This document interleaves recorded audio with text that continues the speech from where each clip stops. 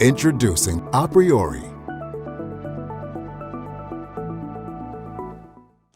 So during the sprint planning, we will be discussing about the case prioritization.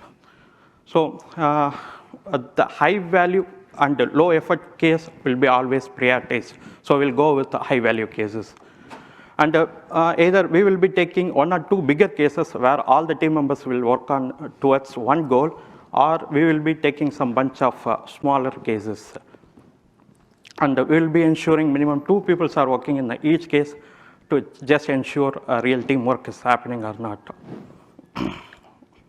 Okay. So once sprint planning is agreed, we will start with the analysis.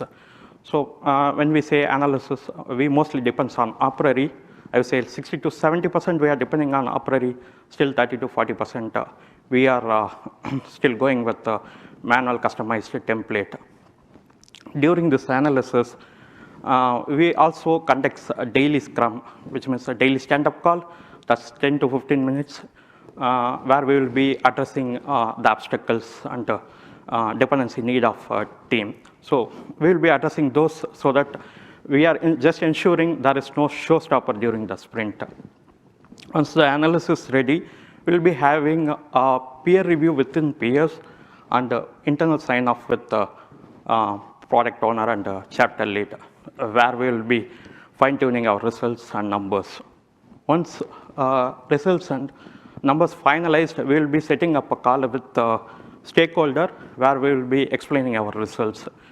If stakeholders are already happy with our numbers, then we will consider that as a case completed or reviewed, or if they give some feedback on reworks, then we will be working on those numbers, and again we will be setting up a call to complete the case.